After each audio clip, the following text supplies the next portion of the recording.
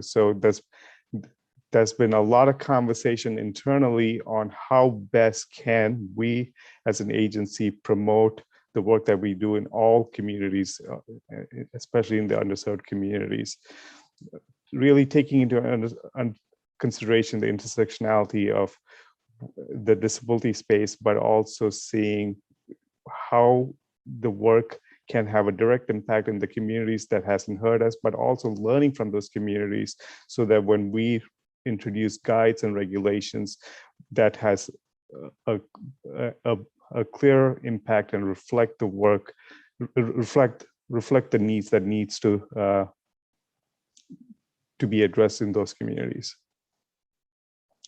The other area that we've been focusing on in the last several months is outreach to other federal agencies. We have 12 federal departments that serve on our board, but we've been playing an active role in reaching out to all federal agencies to help them understand the work of the Access Board, but also learn about the work that those agencies are doing and find out ways how accessibility could be part of the conversation in the work those agencies do.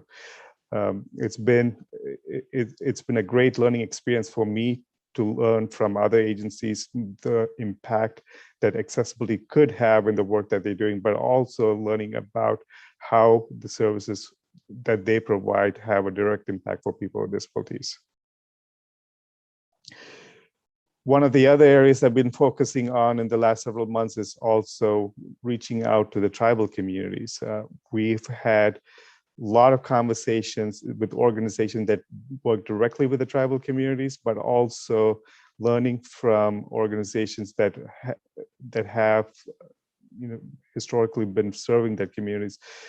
Access Board has not done a lot of work historically with the tribal communities, and that's something we are taking seriously and finding ways on how we can better serve that community, but also learn from the community so that when we release guides and regulations, we can better address the needs that are needed within the tribal community. We're also looking into ways on how we can improve our communications so that the guides and regulations that we put out there, the trainings that we have on our website and other areas that we provide, that can be accessed for members of that community.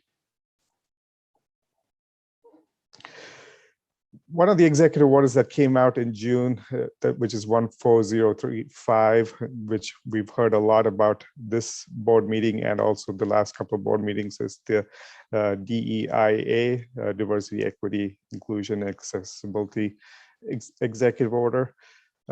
We have been working pretty closely with multiple agencies on how to promote accessibility, not just the digital accessibility component, but also how to increase the awareness of physical access to federal spaces.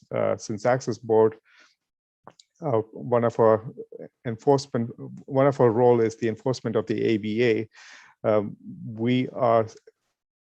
We are named in the executive order to ensure accessibility in the federal space. So we've been having several conversations with federal agencies and committees in the federal space on how to increase awareness of ABA, and also having dialogue with other agency partners on what can we do to improve the importance of accessibility so that the digital divide that exists and also the physical barriers that exist in the built environment of the federal space is something that is taken seriously. Public awareness is another big focus in this year. We've raised our public awareness in the different social media platforms, Facebook, LinkedIn, and Twitter. We've been spending a lot of time in raising our awareness in those spaces. We've retooled our newsletter and being more targeted on how we send information to our audience that receive our news information via email. Social media is definitely a space that we've been spending a lot more energy in getting our information out, especially Twitter. We are also trying other ways to engage in that space as well. We've been involved in different Twitter chats put out by different organizations in addressing accessibility and being part of conversation that addresses accessibility. Along with our board meetings this year, we've had several webinars, but outside the board meetings also, we have several webinars that we hold that that shares information on different topic areas. Within the webinars within this last fiscal year, we've had over 4,500 unique attendees to these webinars that have learned from the different information that we have shared in those spaces. Due to these webinars, our technical assistance has also increased, and we have provide TA to over 4,400 individuals over the last fiscal year. Over 85 trainings have been provided by staff throughout the year, with over 23,000 attendees participating in those trainings. With our ABA enforcement activity, we have closed over 170. We have closed 174 cases, and out of those, 38 of them have been closed with corrective actions.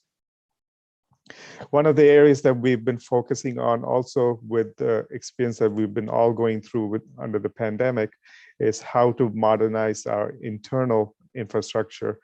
That has been a focus for us as well, on better technology and better platforms, so we can provide the training and technical assistance that we need to do the work that we do. So that has been a huge focus internally as well.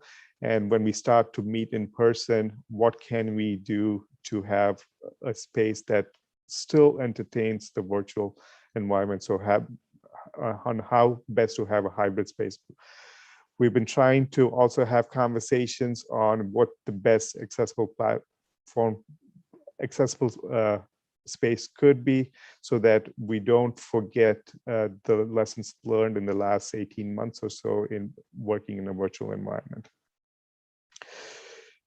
With all those experiences and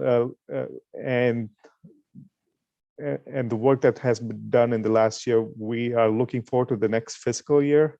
And one of the major activities in the next fiscal year is definitely going to be our rulemaking activities, with the public rights of way rule being given the highest importance. We will be working on that hope with a hope to bring the PROAG rule to a final rule by the end of next year. That is the goal that we have right now. We will continue to work on the other rules that is also pending. That's self-service transaction machine, railway accessibility guidelines, as mentioned earlier.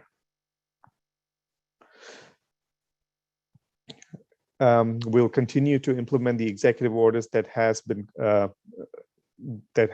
come through the current administration, and also find ways on how we can better improve some of our services, like I mentioned earlier, with underserved communities and tribal communities, but improving accessibility and making the federal government more of a role model when it comes to accessibility. Finding other ways to raise the profile of the Access Board when it comes to when it comes down to being the accessibility experts within the federal space. We are looking into ways on how to increase the public profile, not just in the federal space, but also externally, on how we can better target our information to audience that we have not worked with before, to how to approach organizations and individuals that have not looked at accessibility in the past, but also works with communities that could have a direct impact when it comes to accessibility. So we are looking into ways, we'll be looking into ways next year on how to do some targeted marketing of the services and the work that we do within the Access Board. We're also looking into more programming topics like we've done this year on our webinars. During our conversation this week, there was emphasis put on healthcare, transportation, and boarding accessibilities. Those are some areas that we'll be looking closely into on how we can provide more conversation and information using our webinar spaces. The last 2 years, this year and last year, we were not able to have our out-of-town meeting, which was scheduled to be in Philadelphia. Our hope is to have that out-of-town meeting next September in Philadelphia, and using that space to bring attention to the work that we do locally in that community.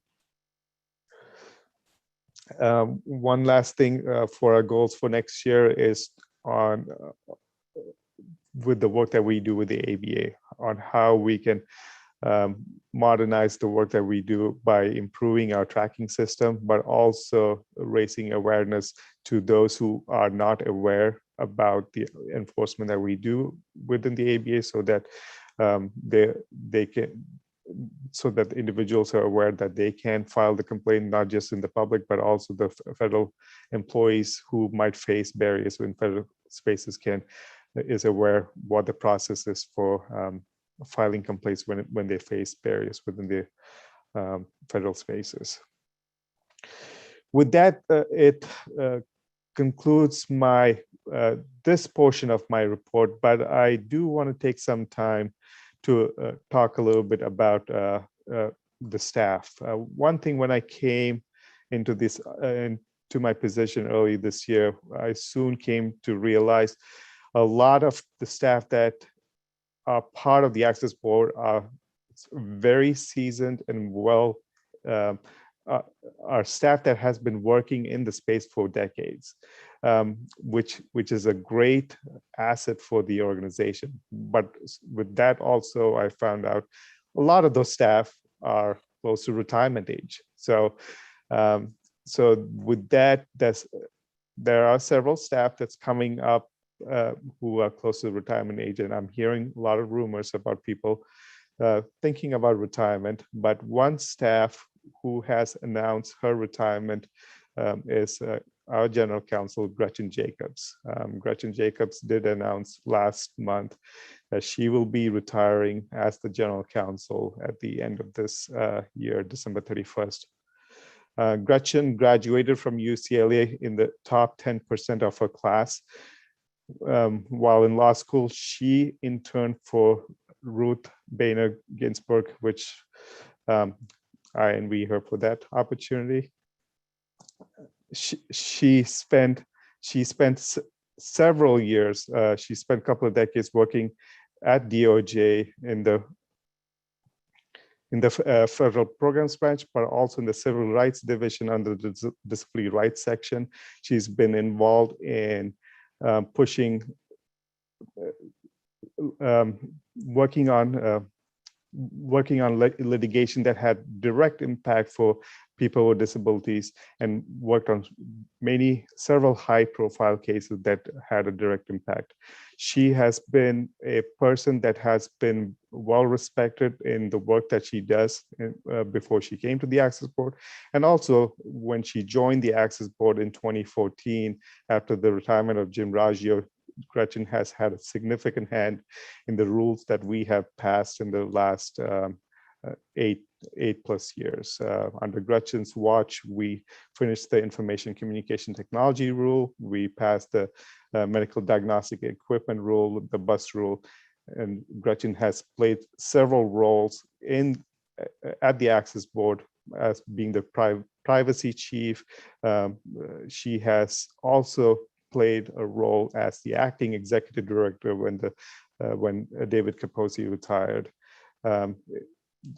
With Gretchen's retirement coming in December 31st, we are going to be seeking for a new general counsel, but her expertise and skills will be missed. And we, from the Access Board, Gretchen, we hope you enjoy a fabulous retirement and enjoy time with your family. And thank you for your 32 years of service to the federal government. With that, Greg, I turn the time back to you. Thank you very, very much, Sachin. Appreciate it. Good report. And obviously we're moving in the right positive direction. Let me take a moment of privilege too to just congratulate Gretchen on her 32 successful years. Remember, Gretchen's general counsel. That means she's a lawyer. And anytime you have a lawyer with 32 successful years and clients that really appreciate her and really appreciate all the work that she's done, not only for the board, but for the people of the country, I think that's really to be credited. I've enjoyed working with Gretchen during the transition between David and Sachin. She shepherded that very well as a true professional. And so, Gretchen, good luck. As a fellow member of the bar, I know that you are have done a great job for us, and enjoy your next phase of life. And we look forward to hearing from you and keeping in touch. So thank you. All right, let me move on to asking Rosemary. Rosemary, have we acquired the quorum yet? Not at this time, no. All right. That being said, then we're going to go ahead with our reportings. The technical programs report is up next. And for that, we'll call on Christopher Hart and Bill Botten to update us on the activities of the technical programs committee. Gentlemen. Thank you, Chair. This is Bill Botten, Access Board staff, and I'll be providing the update for technical programs due to Chris's inability to vocalize or have audio currently at this time. So I want to thank you, Chair. And on Monday, the Technical Programs Committee met and received an FY 2021 update from staff on the following issues. The Technical Assistance Program Year in Review was provided by Scott Windley and included the totals that you heard briefly here in the Executive Director's report on the number of calls and emails received by our accessibility specialists. The review included a breakdown of the subjects in which the technical assistance inquiries are typically about, those different chapters or subjects. Moving on, the training program fiscal year report was provided by myself. I serve as the training coordinator, and it included a breakdown of the number of trainings. You heard that we had 85 staff trainings in the fiscal year. We served over 23,000 people, which was a 36% increase from the previous year in the board's webinars and virtual trainings. And we previewed the upcoming webinars in both of our webinar series, the Built Environment and the Section 508 webinar series. And we hope you'll join us for some of those webinars. We then moved on to a final review of the research study on the feasibility of wheelchair securement systems in passenger aircraft, and that was provided by OGC staff Mario Damiani. And staff will be following up with the recommendations in the committee's final report. And next, we look back and forward on the features and progress of the board's website, and Bruce Bailey highlighted the additional features on and social media outreach since the launch of it last year. The homepage provides quick access to our public forums and our animations and new chapter features on the ADA and ABA guides. Hoping you find it as useful as we are. The new website architecture was facilitated a new technical assistance initiative for our 508 program. And then finally, we had Kathy Yang on the staff, 508 staff, briefed the board members about the ICT testing baseline. This is an ongoing collaboration with GSA and several other subject matter experts in the federal sphere. The progress over the last year includes creating a dedicated subdomain. The website URL is http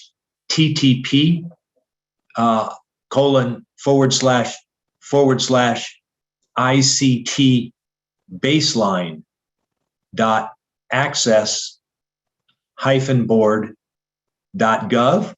And already developed is the ICT testing baseline for the web and creation of the web test cases. Working group has started a baseline for documents and baseline for reporting requirements. And that concludes the technical programs report. Thank you, Mr. Button. Well done. We appreciate your concise and appropriate comments. We'll move on now to the Planning and Evaluation Committee with Chair Karen Tamley and staff Francis Spiegel. Mr. Ms. Chairman, Tamley? Mr. Chairman, Yes. this is Rosemary Access Board. Sorry to interrupt. I'd like Please. to add to the record that Victor Pineda is now present and we do have a quorum of 13. And we do All have, right. Good. We do have a quorum, is that correct? that is correct. All right.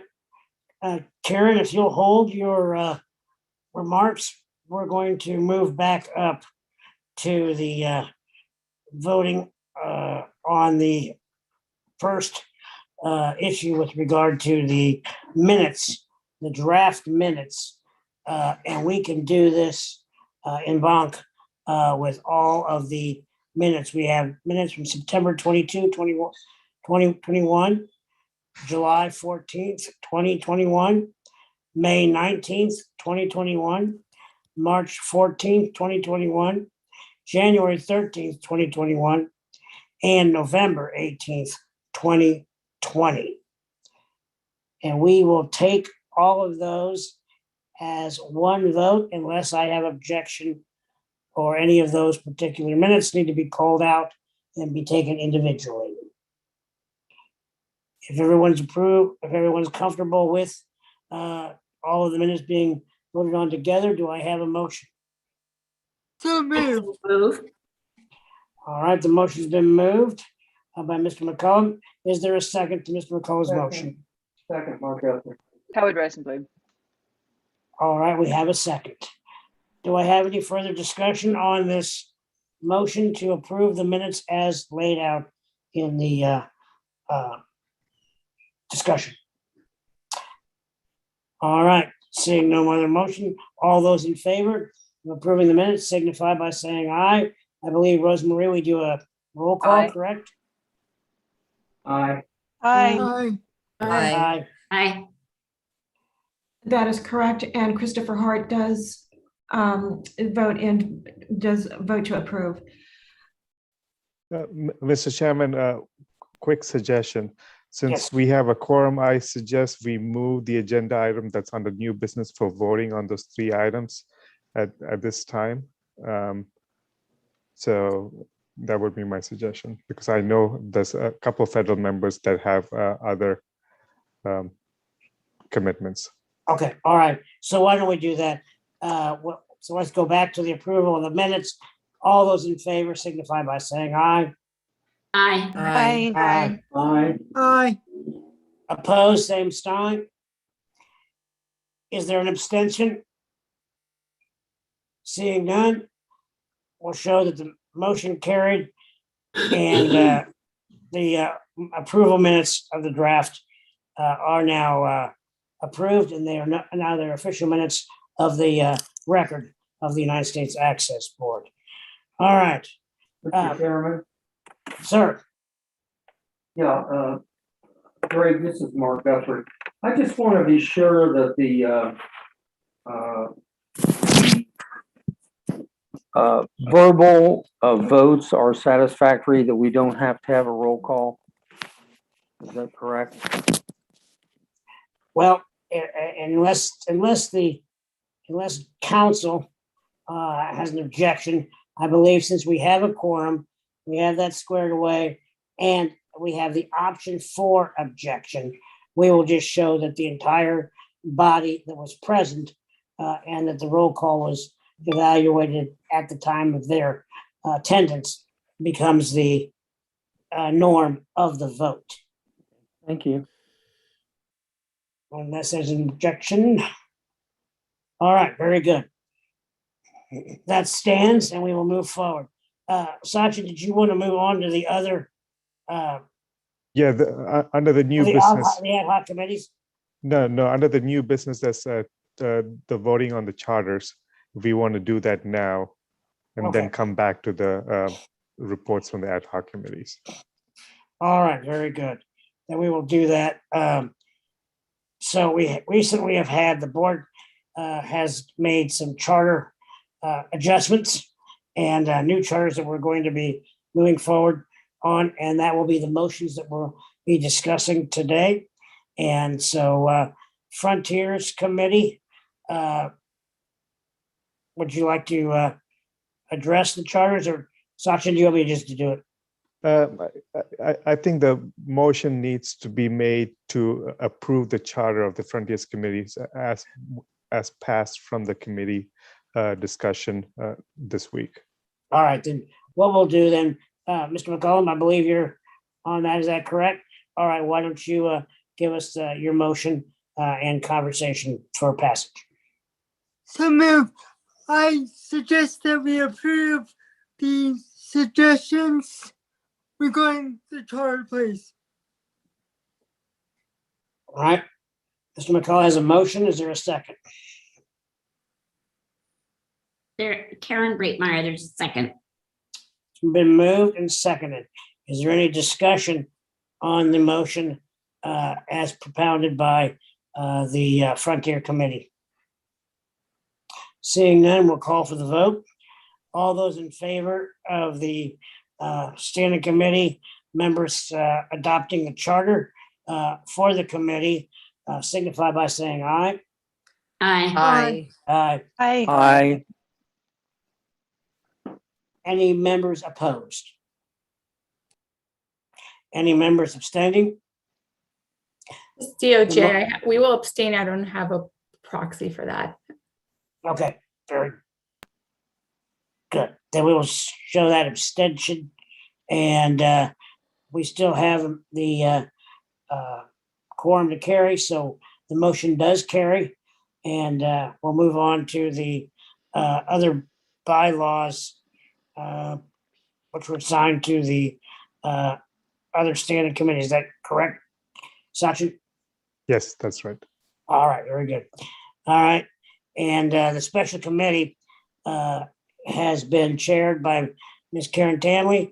And Karen, would you like to make motion and comment on your committee's work? So our committee met on Tuesday and we voted to approve amendments to the charter, which was last updated in 2009.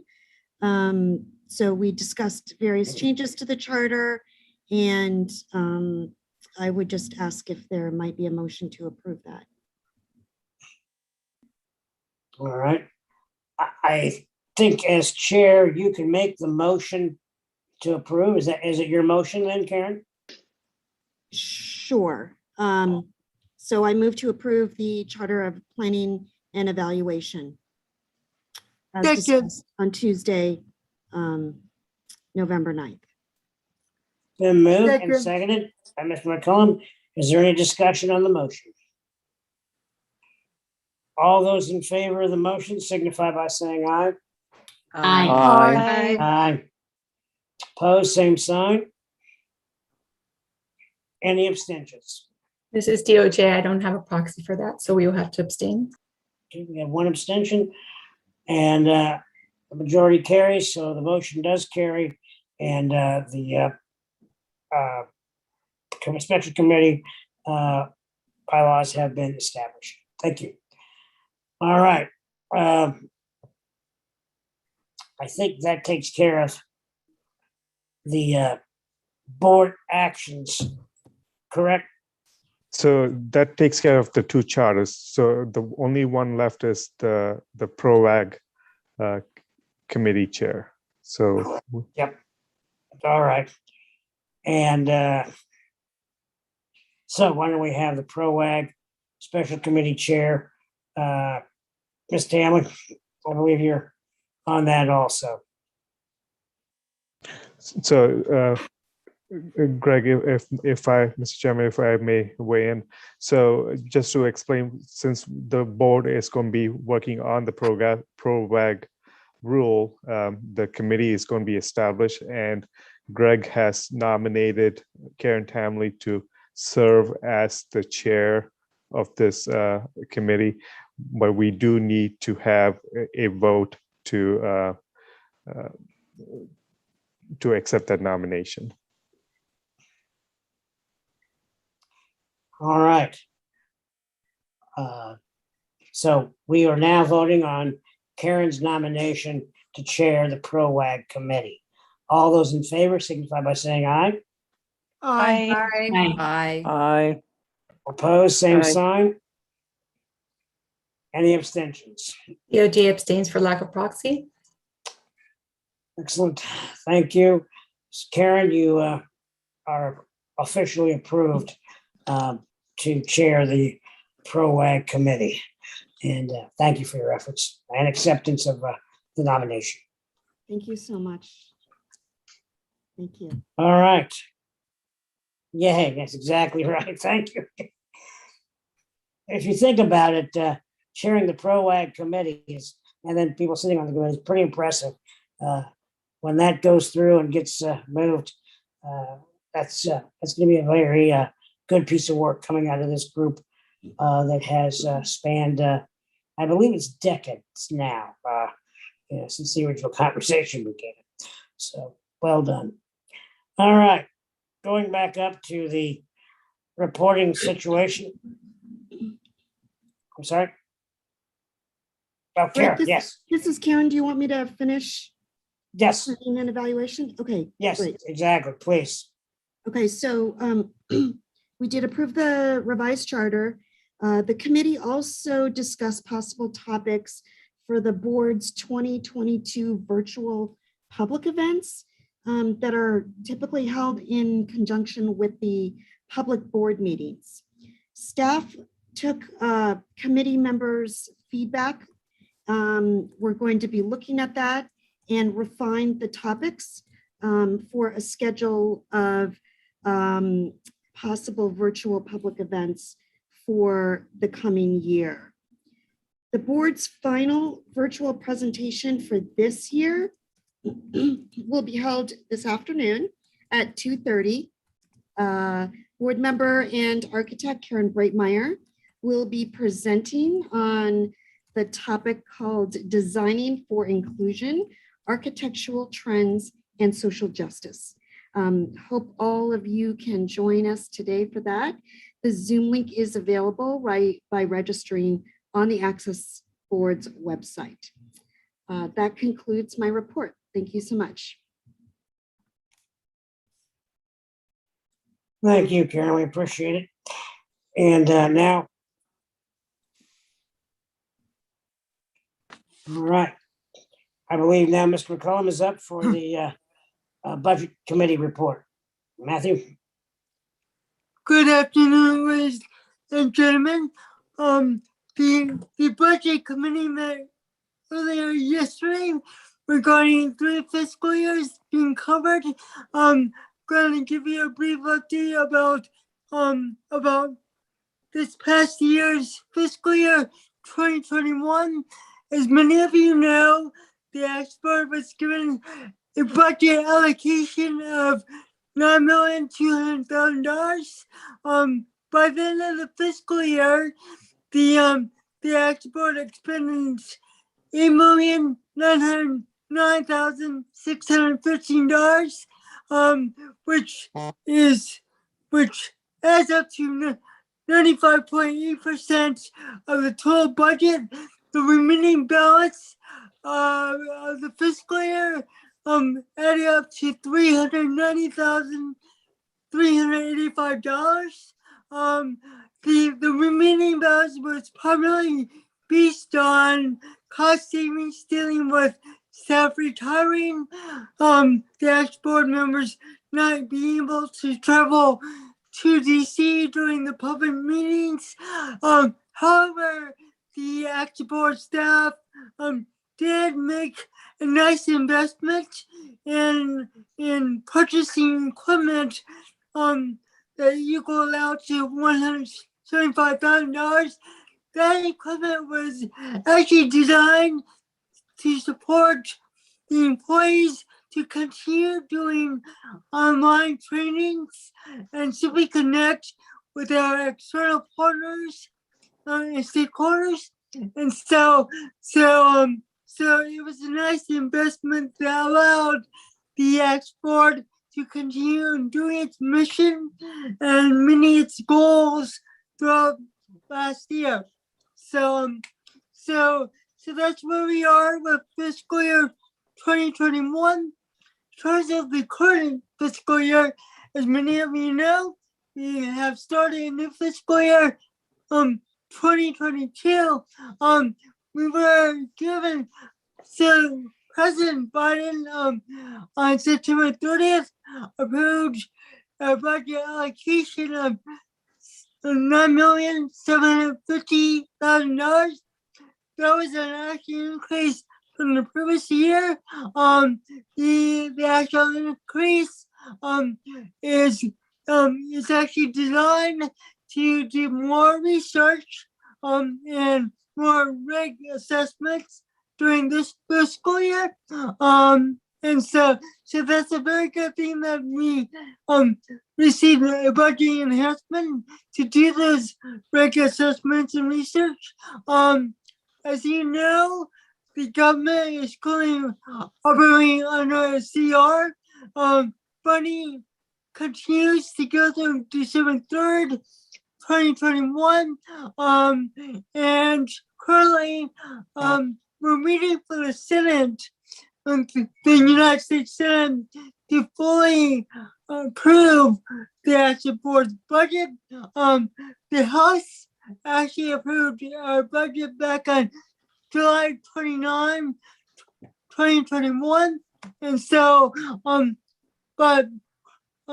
knowing that so early in the fiscal year, the export has only expended approximately 4.2% of the entire budget, which equals out to $405,647. And so we're still early in the fiscal year, so the export simply has not expended too much during this year quite yet. But that's where we are regarding fiscal year 2022. Now let's talk about the future. So the export is currently in negotiations with the Office of Management and Budget, deciding on their 2023 budget. As required by law, the export submits 3 different budgets.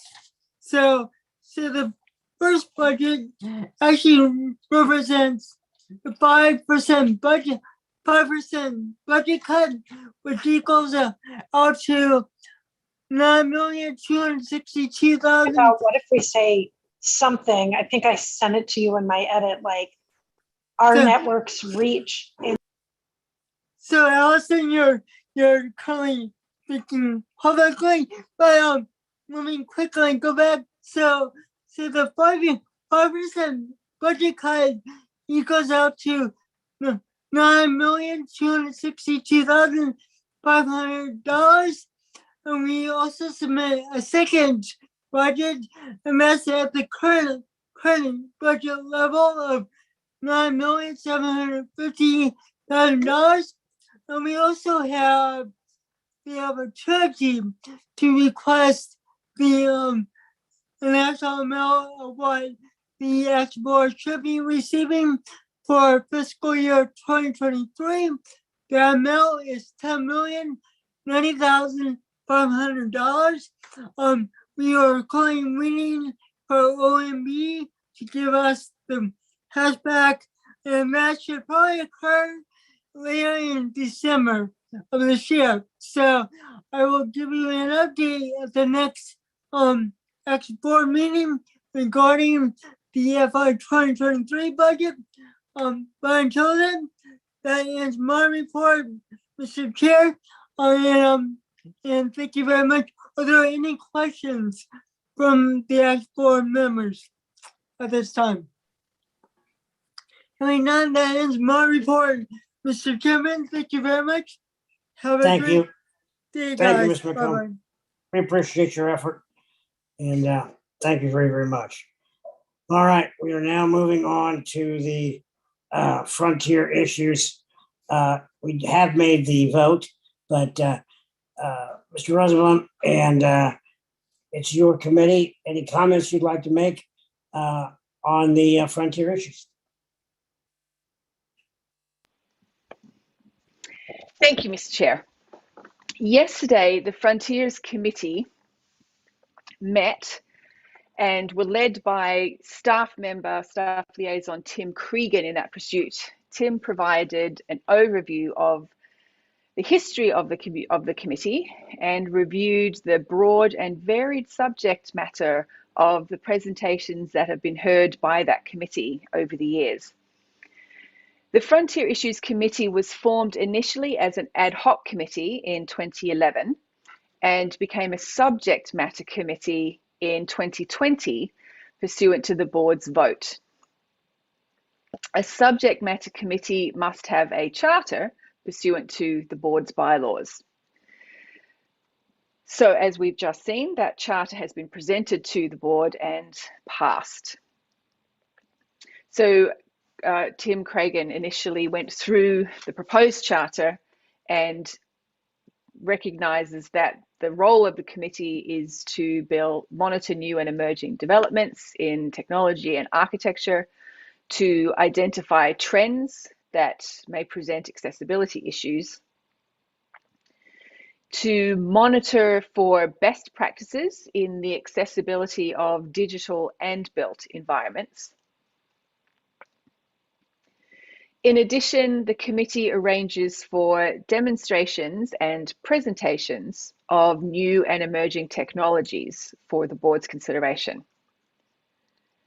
And finally, the Frontier Issues Committee recommends board-sponsored events, public programs, and other activities related to emerging technologies, architectural trends, and/or best practices addressing these issues. At the conclusion of that presentation yesterday, we voted, after reviewing the proposed charter, we voted unanimously to adopt it. And as you've seen, that has just passed with the full vote of the board. And it is now our official charter. I'm happy to entertain any questions, but seeing none, that concludes my report. I defer back to the chair. Thank you very much. Howard, we appreciate your hard work and also in getting those that charter put together for a vote. Well done. Thank you. All right. Next, we have a report from the Election Assistance Committee, and this is chaired by Mr. Mark Guthrie and Mr. Pat Cannon. And gentlemen. Thank you. Let's see. Yeah, thank you, Mr. Chairman. I want to thank you, Mr. Chair, and as you're aware, Pat Cannon and I represent the board on the Election Assistance Commission Board of Advisors and its Technical Guidelines Development Committee, or better known as the TGDC. Pat and I, along with Bruce Bailey, are a very able member of the Access Board staff, attended a meeting of the Technical Guidelines Development Committee on October the 13th. The TGDC provided feedback on documents that the National Institute of Standards and Technology is preparing that support the next version of the voluntary voting systems guidelines known as VVSG 2.0. The majority of the committee time was devoted to VVSG 2.0 implementation and included in an analysis of life cycle policy and in processes. The uptake of the more modern and more accessible voting systems is a priority for the EAC and the TGDC. There were also presentations on what the EAC calls election supporting technology. These included a pilot program evaluating digital poll books and a report on electronic ballot delivery. Following the meeting, there was some offline conversation about the draft 2.0 test assertions. This is a document which would be used by testing labs as part of the credentialing process. No additional meetings have been scheduled at this time, but we anticipate further conversations on the test assertions focused on accessibility in particular. At this time, we do not have a EAC advisory board or a TGDC meeting scheduled. And I want to thank you, Mr. Chairman. Unless there are any questions, that concludes my report from both myself and Mr. Cannon. Thank you. Thank you very much, Mark. We appreciate your efforts on that important work that you both are doing. Thanks to Pat also too. All right, and we now have a final standing report for the day, and that is Ms. Karen Breitmeyer. Karen? Great, thank you, Mr. Chair. The Design Guidance Committee met on yesterday, and we pointed out that the 3 guides for Chapter 6 were published to the U.S. Access Board website in October. Those guides were lavatories and sinks, washers and dryers, saunas and steam rooms. And I hope everyone has had a chance to check that out. The design guidance team presented the latest draft of Chapter 7 signs that they are working on. We had quite a robust discussion about the draft and some of the details that were included or that people suggest should be included. The design guidance team welcomes any input that you might have, things that you might know about that you get constant questions on, and those can be shared with Scott Winley at his email address at winley@access-board.gov. And if there aren't any questions, that concludes my report.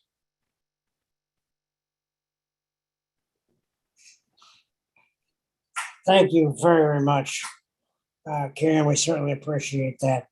Also, be advised too that Ms. Breitmeyer will be conducting the Design for Inclusion, Architectural Trends and Social Justice today at 2:30.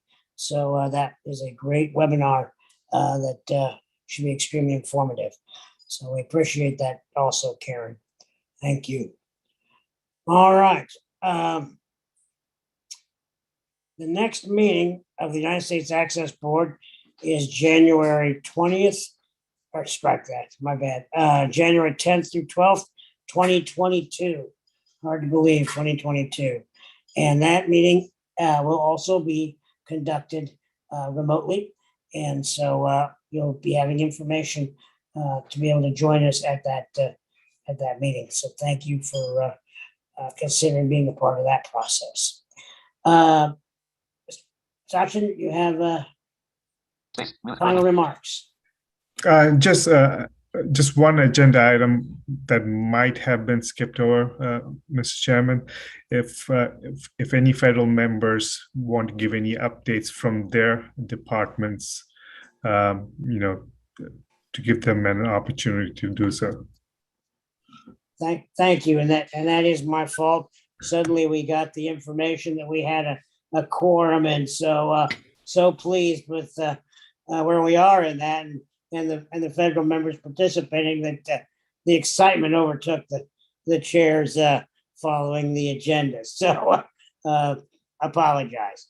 So I believe we have Kathy Kale up. Absolutely. Greg, I will say I was excited too when we had quorum, and this is only my second meeting. I was very excited for you. So yes, this is Katie Kale. I am a federal board member, also GSA's deputy administrator, joining you today from my home. I am a white woman with long brown hair, light brown hair, wearing glasses, sitting in front of my bookshelf with more plants than books.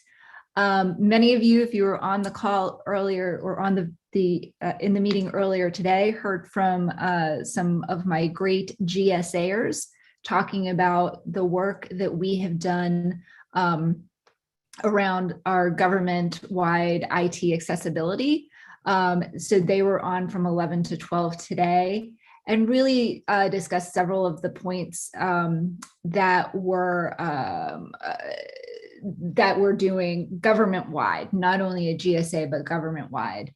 And those include our digital dashboard, the accessibility module, developing and publishing standardized accessibility baseline tests, and working with this board to make sure that those are happening. We have an interagency accessibility forum that happened earlier this year. I was very happy to play a small role in that by kicking it off. And finally, we've been working to integrate the logic of the accessibility requirement tool into machine learning logic model for the solicitation review tool.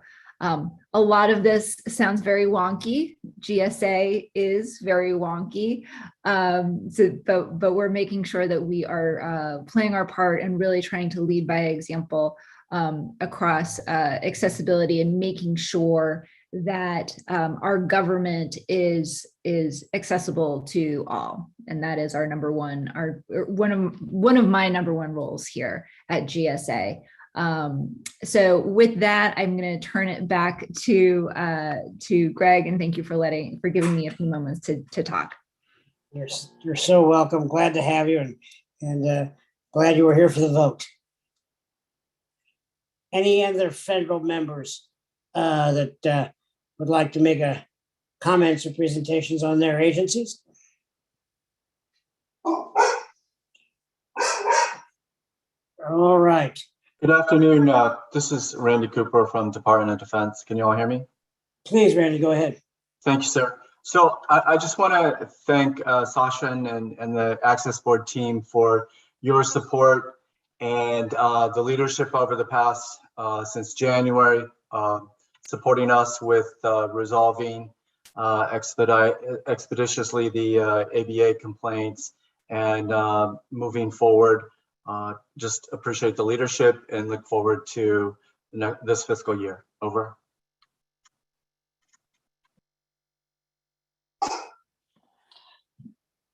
Thank you very much, Randy, for the recognition, Sachin and the team. It goes without saying that we've formulated quite a team, and we're grateful for that. So cheers to everybody on the staff side. Anybody else on the federal side that would like to make comment?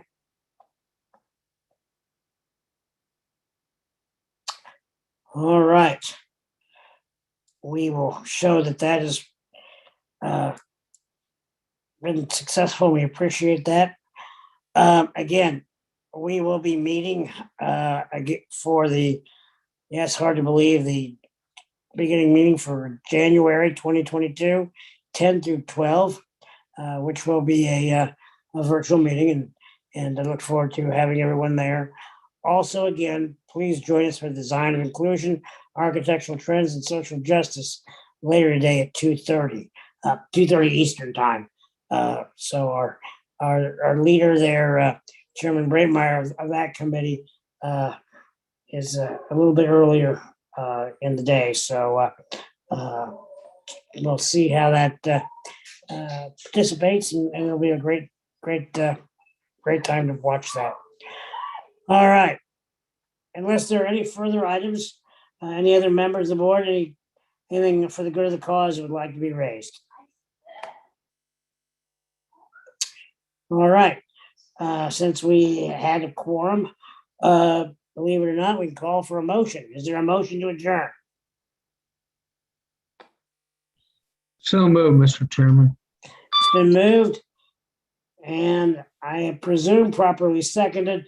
All those in favor signify by saying aye. Aye. Aye.